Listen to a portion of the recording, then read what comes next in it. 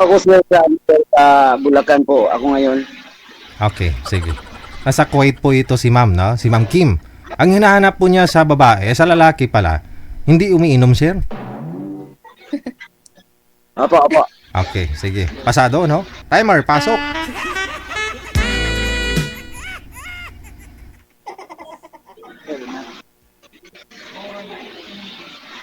Hello po, good evening. Good evening din po, ma'am.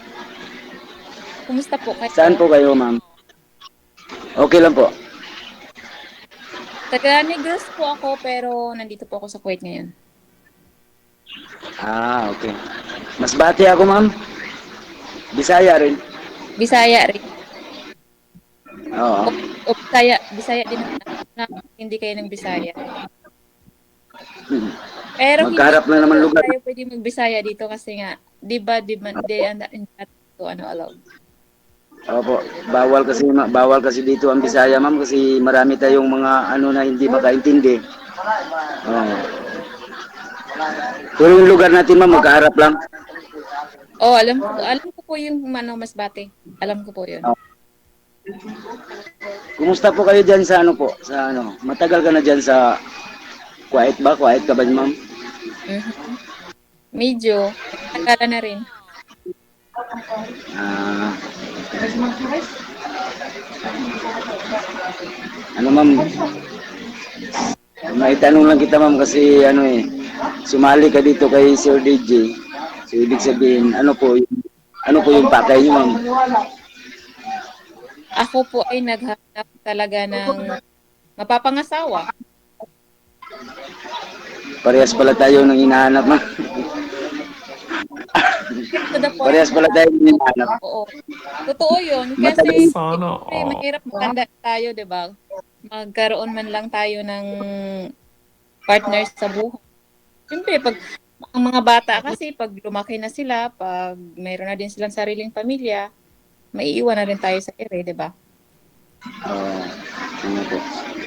Ako, ma'am, matagal ko na rin hinihingi sa Panginoon na bigyan din ako na maging kapartner ko sa buhay na ano ba, yung marespeto at marunong din siyang ano ba, yung mapagmahal ba. Kasi minsan na rin kasi ako nasaktan, ma'am, iniwan din ako ng asawa ko na walang dahilan. So, Walang may dahi- asawa ka. Walang dahilan? Uy, hindi. May asawa po. May dahilan naman. Gumagawa siya po ng dahilan, sir. Anong dahilan? Kahit anong kabaitan mo po na pinapakita sa kanya, pero gumagawa pa rin siya ng paraan. Pero yun, parang hindi siguro ang kami siguro habang buhay. Kaya tinanggap ko na lang. Ilang anak?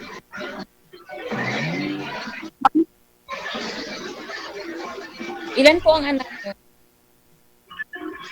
Dalawa po. Ilang taon na po yun? Yung bunso ko, ma'am, 14.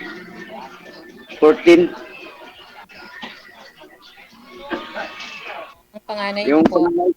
panganay kong babae, 18. Oo, estudyante. Parehong estudyante. Ilang taon na po kayo? 45 na po. Ba, talagang ito yung mga age na hinahanap ko, yung mas matanda, konti lang naman din sa akin. Oo. Oo, may taon ko lang. 41? Pero, 41 daw po, ano sir, po? 41. 41, 41 ako.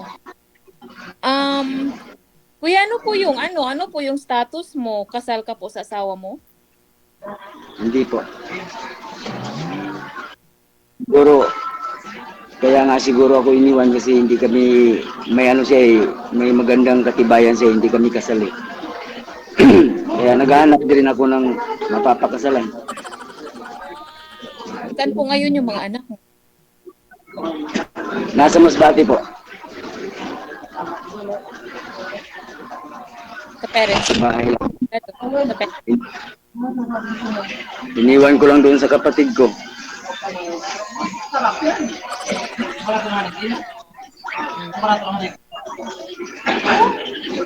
Okay. Bato maingay po dyan sa inyo, sir. Saan po kayo ngayon? O nga po, yung ingay. Sir, pasensya na po kasi Nasa nasa barracks kasi ako pa huwag mo nga pahingayin dyan. Kuya, ano po yung trabaho? Nangungontrata po sa ano, ma'am, sa construction, ma'am, nangungontrata po.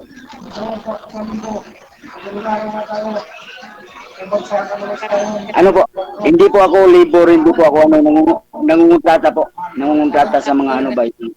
Opo, sa mga pamaliitan lang. Bayan, pwede patahimikin mo na sa gitla. Patahimikin mo na sa gitla. Okay. Kaya, Kun- pa po sa akin. kontraktor, ma'am, kontraktor. Buhay na buhay ka na dito. Ganun po ba? O, contractor, tulad po ng ano. Ganun din kasi yung trabaho ng kuya ko dyan sa Manila. Contractor din po siya eh. Wow. Kasi ko naman talaga sir, kaya ko naman talagang buhayin si mami kahit hindi magtrabaho. Wow. Actually, yun yung hinahanap ko ha. Yung hindi na ako magtatrabaho kasi nakakapagod kayo dito sa ibang bansa, malayo sa pamilya. Yes po, ma'am. Kung papayag ang Panginoon talaga na maging tayo, huwag ka na magtrabaho, ma'am. Wow. Parang ang sarap sa pakiramdam, TG. Yung talagang may magsasabi sa'yo na huwag ka na magtrabaho. Yung ano ka na lang, yung uwi ka na dito sa Pilipinas, mabubuhay naman kita. Oh, tihaya ka lang. Ako na magtrabaho. Oo. Hindi ako din ang ganun. Actually, di ko na siya marinig. Sir, pakiangat po ng cellphone, sir. Sir, excuse lang. Pakiangat po ng cellphone, sir. Tapos wag niyo po igalaw ang kamay para di malikot. Iangat niyo po ang cellphone. Okay, steady lang kamay. Katulad sa akin, hinilapag ko lang po siya para hindi po tayo malikot. Okay na po. Go ahead. Okay. Gusto ko lang po ipakita sa iyo, ma'am, na kaya kong gampanan talaga ang obligasyon ko sa iyo po. Kaya hindi kita patarbuhin. Wow, ang sweet naman. Ilang taon ka na po nagtatrabaho dyan? Matagal na lang po, pabalik-balik na lang po. Minsan, uuwi din ng Masbate, babalik naman pag may tumawag sa akin na ipakontrata.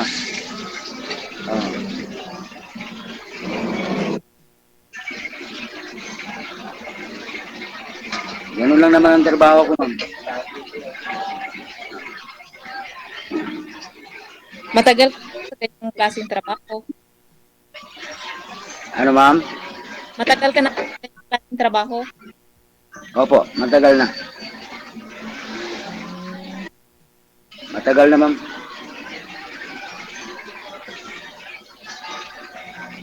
Okay.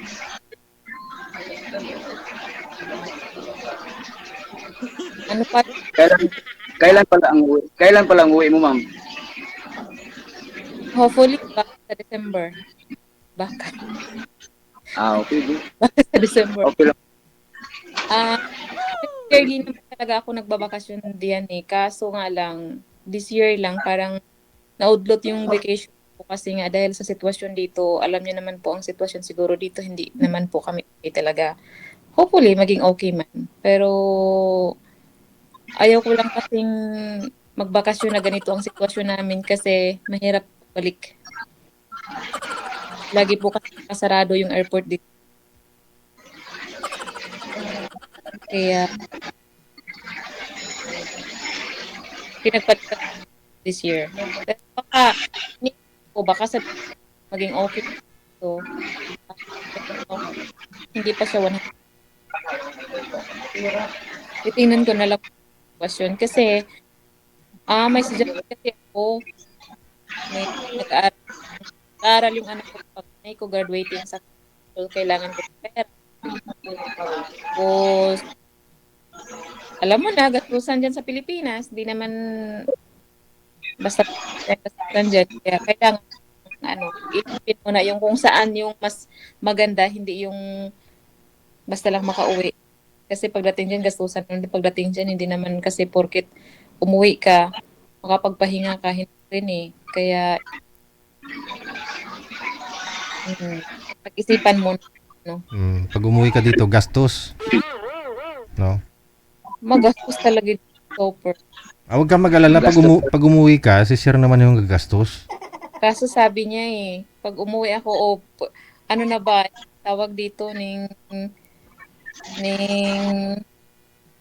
sasaluhin mo na gastusin ko pag umuwi ako dyan. Aray.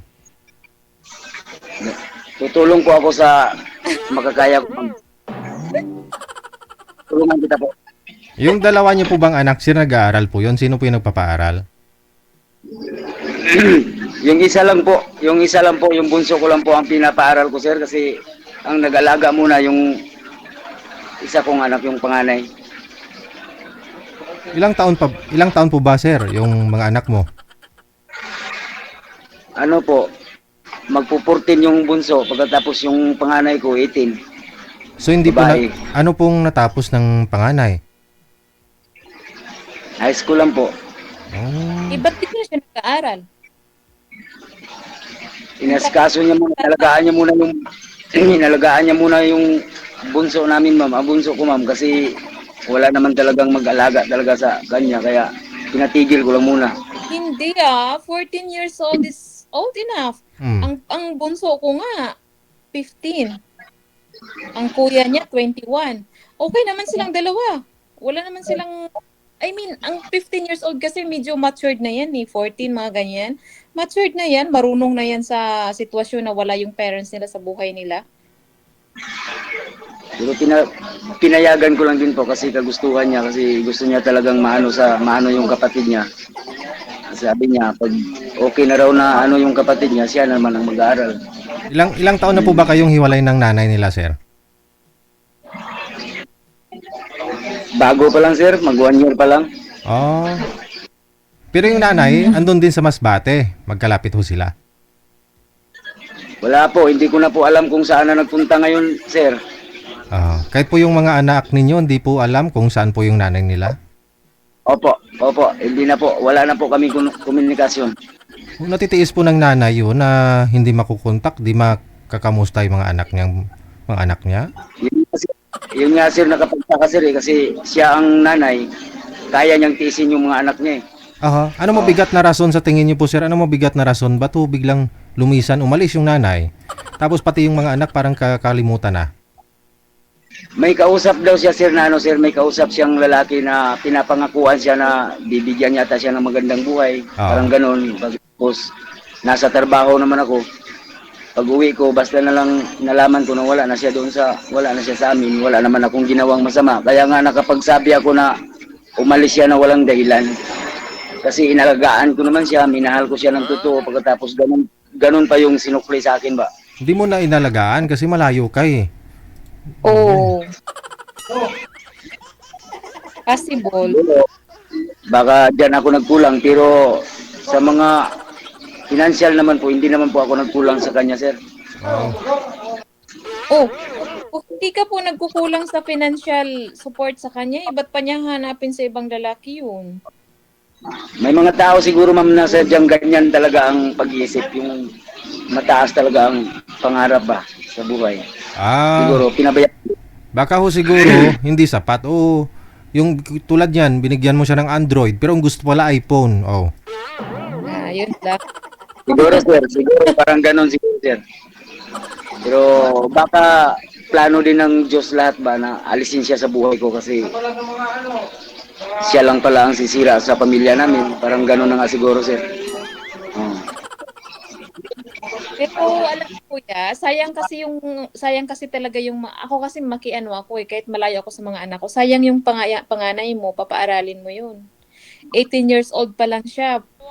Malayo pang, sayang, kailangan makapagtapos siya, may trabaho ka naman. Pwede naman, huwag ka munang mag-isip ng kapalit doon sa asawa mo kasi isang taon pa kayong hiwalay. Mamaya, kapalikan pa kayo niya, diba? Ipo-focus mo na lang muna doon sa anak mo. Papaaralin mo kuya yung anak mo. I-convince mo kahit anong gagawin mo. Convince mo yung panganay mo, mag-aral siya. Kasi yun lang ang pinakamahalagang bagay na pwedeng ibigay natin sa mga anak natin. Hindi naman tayo mayaman eh. Kaya kailangan talaga makapag-aral yung mga anak. Kailangan mong i-convince yung panganay mo, mag-aral siya. Mag-aral sila. Both sila magkakapatid. Dalawa lang sila. Magtulungan silang dalawa. Ang 14 years old is, sasabihin mo na, kailangan siya ng guardian. Pero kung nandiyan naman yung kapatid mo, di ba sabi mo, nasa kapatid siya nakatira. Tapos, Oo. kung kailangan mag-aral, kailangan talaga mag-aral. Yun lang talaga ang pinakamahalaga. Mag-aral. Tapos, saka mo na lang iisipin yung, ano kasi mamaya, babalik yung asawa mo eh. Tapos, maging okay pa kayo. Kasi nga, di ba, may mga anak kayo na ano. Bago pa lang eh, 1 taon. Ako nga, 6 years na akong walang kasama sa buhay eh. Di na po malabo na po ma'am. Malabo na po siyang babalik ma'am kasi may kasama nga siya na ano. At saka kung babalik man siya ma'am, hindi ko na po siya tatanggapin. O, nga. Hindi, sigurado na po bang may kasama siya, sir? May nakita ka na Oo, kung kasama siya? Ayan. O baka nagpalamig Opo, lang si misis mo? Baka nagpalamig-lamig lang? Hindi po, mayroon talaga sir kasi ano eh. Naka-profile sa kanya ngayon. Aha. So, ibig sabihin, alam mo kung saan siya? Hindi Kasi, ko po hindi ko po matris kung saan ang lugar nila sir, hindi sinasabi, hindi at saka hindi ko matris eh. Hmm. Pero may kasama talaga siya sir. Oh. Grabe, no? Sa 1 taon lang, mayroon pala talaga klase. ilang taon po ba kayong hindi umuwi sa inyo, sir, sa Masbate? Nung mga nakaraang taon? Ilang taon ka po bang hindi umuwi? Actually sir, ano sir eh, sa Masbate lang din ako nagtrabaho sir eh. Aha. Lingguhan lang ako. Mhm. Oo. Yung nangyari na yon, sa Masbate po lang ako nagtrabaho. May kontrata po akong swimming pool. Lingguhan lang ako umuwi sa amin. Parang gano'n na nga. Hindi naman masyadong matagal, hindi kami magkikita. Um, Linggo-linggo po ako nauwi sa amin, sir.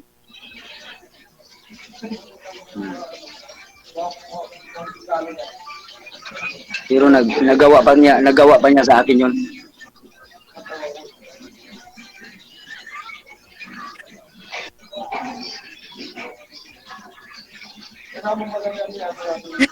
Wala akong masabi kasi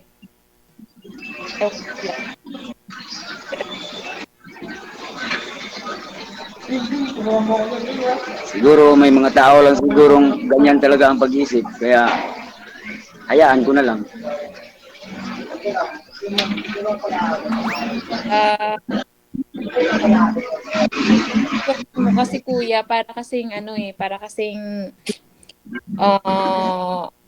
nasa iisang lugar kayo, tapos lingguhan kang umuwi sa bahay nyo, tapos nagpupo yung asawa mo, sumama sa ibang lalaki ba yung sinabi mo? Ah. Grabe.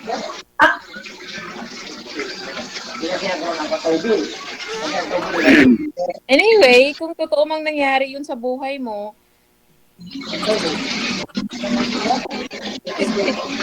parang talaga kasi Ikaw na bahala mag-isip ma'am kung ano yung maging desisyon mo. Basta ako, totoo talaga lahat ang sinasabi ko na kung sakaling babalik man siya, ayaw ko na rin sa kanya po. Kasi wala eh, parang wala siyang respeto sa akin ba.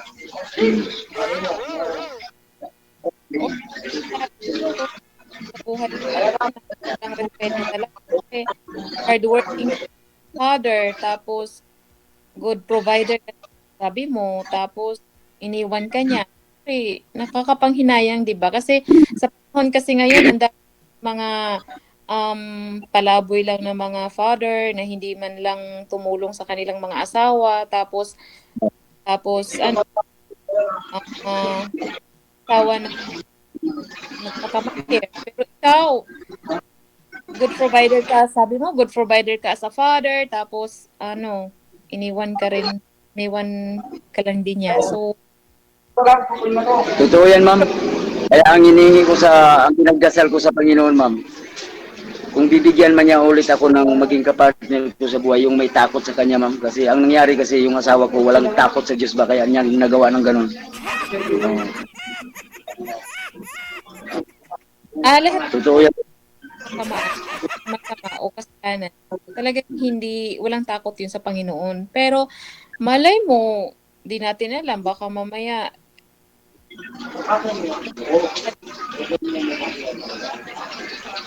yung ito niya, sa buhay niya,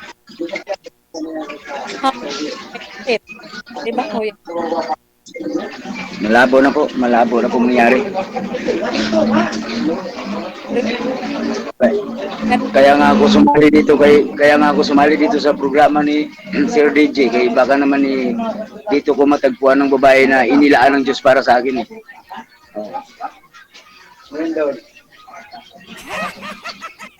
Siguro nga.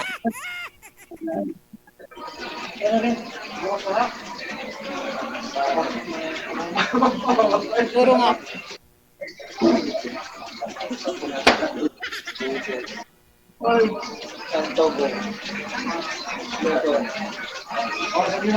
Mahirap lang din ako ma'am pero kaya ko namang gampanan yung Wala kumayan sa uy, pareho lang tayong kumakayod, pareho tayong nagtatrabaho, pareho lang din tayong mahirap. Importante naman po is mayroon tayong sa buhay as a single father, as a single mother, tapos mayroon tayong takot sa Panginoon, tapos yun lang talaga po ang pinaka-importante. Kung anong mayroon tayo ngayon, kung ano yung mayroon binigay na sa atin ng Diyos, magpapasalamat tayo, ma'am. Ganun lang naman eh. Oh.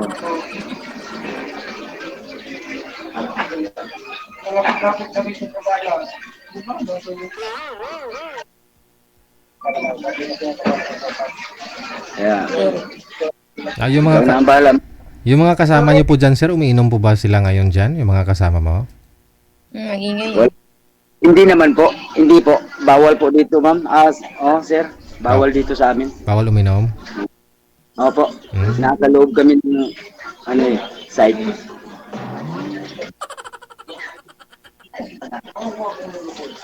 Hindi pwede. Pero umiinom ka po, sir, hindi? Hindi po. Ayun. Ikaw na talaga yung hinahanap ni madam kasi yun po yung hanap niya eh. Yung hindi umiinom. Bawal sa amin po. Mga pastor yung mga kapatid ko. Oh. Ano po yung correct? Kapatid mo naman yun. Iba naman yun sila kaysa sa'yo. Kaya nga. Pero sir, lumaki ako na may respeto ako sa kanila eh kasi pinakabunso sir eh. Oh, yung kilala ko nga, kaibigan ko, lasinggiro nga, pastor din eh.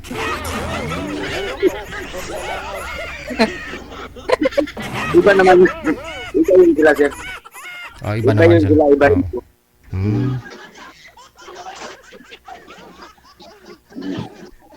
Oh, madam, mukhang nasa mabuti ka ng kamay, no? Good luck na lang sa inyong dalawa.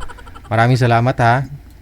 Update nyo na lang po ako, ha? Kasi pwede na po kayo magpakasal. Si sir, hindi daw po siya kasal dun sa dati niya pong partner. Ikaw naman po, byuda na. Ayan. Oh, Tingnan na salamat. lang po, AJ. Thank you po. Tabush. DJ Jill.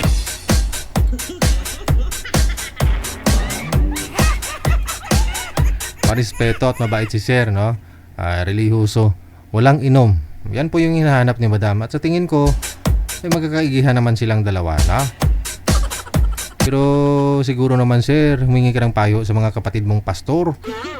Kung ano bang mas nakakabuti sa inyo. Kasi mga maliliit pa kamo yung anak mo, give up ka po ng panganay mo yung pag-aaral niya para lang maalagaan yung bunso yung kapatid niya, no? Ano may papayo ng mga kapatid mong pastor sa sitwasyon ninyong mag-asawa, no? Kailangan ba talaga na hindi mo napapatawarin ayon ho sa sinabi mo kanina, kahit anong babalik pa si girl, hindi mo na babalik, di ba, tatanggapin?